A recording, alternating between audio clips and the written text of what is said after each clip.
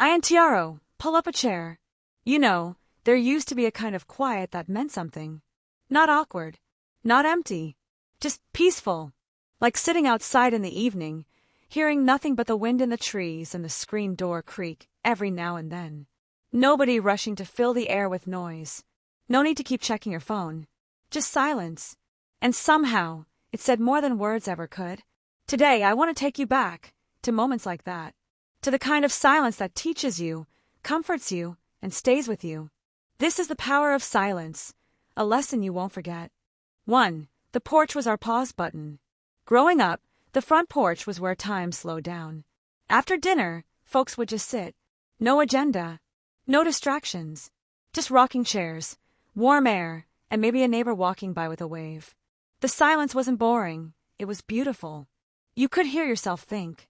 Sometimes, you didn't even need to think. Just be. That porch. It was a kind of therapy, long before people talked about self-care. 2. Mornings that didn't start with noise. Back then, mornings had a rhythm. The kettle hissed, the sun peeked through the blinds, and the world slowly came alive. My grandpa used to sit in silence for a good half hour, just sipping his coffee and staring out the window. No TV. No phone. Just quiet. And you know what?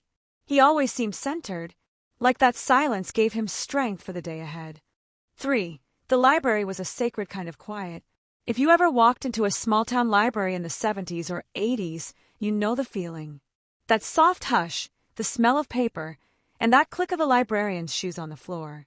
Nobody needed signs that said quiet. Everyone just knew. It wasn't about silence for the sake of rules. It was about respect. For books. For knowledge. For other people's thoughts.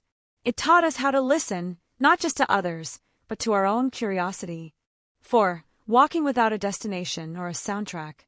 There was a time when people went for walks just to walk. No earbuds, no steps to count. Just the crunch of gravel, a few birds, and maybe the sound of your own breath. Those quiet strolls were when big thoughts came. Or no thoughts at all, and that was fine too. Nature spoke if you let it. And silence. It was never lonely. It was restorative. 5. When teachers let silence breathe. Some of the best teachers I had didn't rush to fill the silence after asking a question. They'd pause. Let it hang in the air. Let us think. It made the classroom feel like a safe space. Like we weren't just supposed to answer fast, we were supposed to understand. That kind of silence shaped better thinkers. Better listeners, too.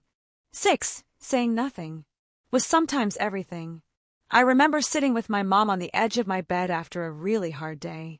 She didn't try to fix anything. Didn't say much at all. She just put her hand on my back and stayed there. And that quiet, it said everything.